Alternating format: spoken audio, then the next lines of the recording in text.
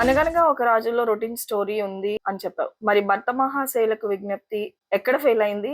ఇది ఎక్కడ ఇంప్రెస్ చేసింది నేను? ఇందులో మెయిన్ ఏంటంటే హీరో క్యారెక్టరేషన్ బాగుంటది. సో అది క్యారెక్టరేషన్ దాని చుట్టూ వచ్చే వన్ లైనర్స్ వల్ల గ్యాప్ ఫిల్ అయిపోతాయి అనమాట. అక్కడ భర్త మహేశాలకు విజ్ఞప్తిలో ఏంటంటే కామెడీ ట్రాక్ ఎక్కడైతే ఉంటుందో అక్కడ వర్కౌట్ అవుతుంది. ఆ మిగతా టైం అంతా కూడా మూవీ ఫ్లాట్ గా వెళ్ళిపోతాం. ఇక్కడైతే ఆ హీరో వేసే పంచులు, హీరో చుట్టూ ఉన్న గ్యాంగ్ వల్ల అండ్ హీరో క్యారెక్టరేషన్ కామెడీగా ఉంటే సపరేట్ గా మనకి ట్రాక్స్ అవసరం లేదు. దాని వల్ల మనకి టైం కూడా కలిసి వస్తుంది. అనవసరమైన సీన్లు కూడా తీసేయొచ్చు అనమాట. మూవీ ఫ్లో అలా వెళ్ళిపోతా ఉంటుంది. నవీన్ పోలిశెట్టి మూవీస్ అన్ని ఎంటర్టైన్మెంట్ హెవీ అయిపోతున్నాయి. ఇప్పుడు తను స్టోరీ బేస్డ్ కానీ ఎక్స్పెరిమెంటల్ గానీ తీస్తే ఆడియన్స్ యాక్సెప్ట్ చేస్తారనుకుంటున్నా?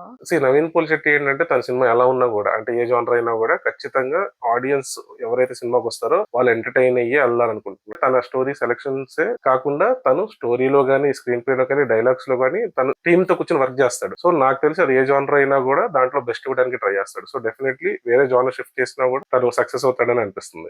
90s లో ఈవీవి గారు, ఎస్వి కృష్ణారెడ్డి గారు స్టోరీని ఫన్ ని బ్యాలెన్స్ చేయగలిగేవాళ్ళు. ఇప్పుడు ఎంటర్టైన్మెంట్ కి ప్రయారిటీ ఇస్తే స్టోరీ బ్యాక్ సీట్ తీసుకుంటుంది. ఎందుకంటావు? జంధ్యాల గారు కానీ, ఎస్వి కృష్ణారెడ్డి కానీ, వి సత్యనారాయణ గారు కానీ వీళ్ళందరూ ఆల్రెడీ చాలా సినిమాలు తీస్తారు. కామెడీ మీద, కామెడీ జానర్స్ మీద డిఫరెంట్ స్టోరీస్ అన్ని ఎక్స్ప్లోర్ చేస్తారు.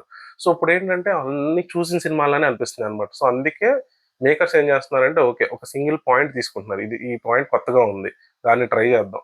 సో దాన్ని ఎలా చూపించవచ్చు అనే దాని మీద ఉన్నారనమాట. అందుకే మనకి స్టోరీలు సిమిలర్ గా అనిపిస్తున్నాయి. కానీ ఆ స్క్రీన్ ప్లే వల్ల ఆ ఎంటర్టైన్మెంట్ ఎక్కడ కరెక్ట్ గా పడుతుందా లేదా, ఆ క్యారెక్టరేషన్స్ కరెక్ట్ గా పడుతున్నాయా లేదా అనే దాని మీద హెవీగా డిపెండ్ అవుతున్నారు. అలాంటి సినిమాలు ఆడుతున్నాయి. కానీ కొన్ని ఎక్సెప్షన్స్ అనమాట. అనిల్ రావిపూడి సినిమాలు ఉన్నాయి అనమాట. తను మేనేజ్ చేస్తాడు. కథ కొంచెం తీసుకుంటాడు, కామెడీ కొంచెం తీసుకుంటాడు, మొత్తం అంతా కూడా ఒక ఫుల్ మీల్స్ లాగా పెట్టడానికి ట్రై చేస్తాడు అనమాట. చాలా రేర్ గా జరుగుతుంది కానీ ఉన్నాయి.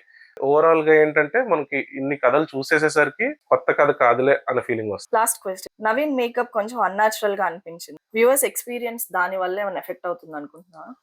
అంటే అనిపించింది అండి. స్టార్టింగ్ లో అయితే ఎందుకంత ఓవర్ మేకప్ గా ఉంది అనిపించింది. కానీ వెళ్ళే కొద్దీ సినిమాలో అది పెద్ద ప్రాబ్లం అయితే అనిపించలేదు. కానీ డెఫినెట్ గా ఏంటంటే దాన్ని తను ఇంకా న్యాచురల్ గా లుక్స్ ఉంటేనే బాగుంటది అనిపిస్తుంది. లైక్ సాయి శ్రీనివాస్ ఆత్రేయ అందులో చాలా న్యాచురల్ గా ఉంటాడు. అలా ఉంటే ఇంకా బాగుంటది అనిపిస్తుంది. Okay, thank you Satvik.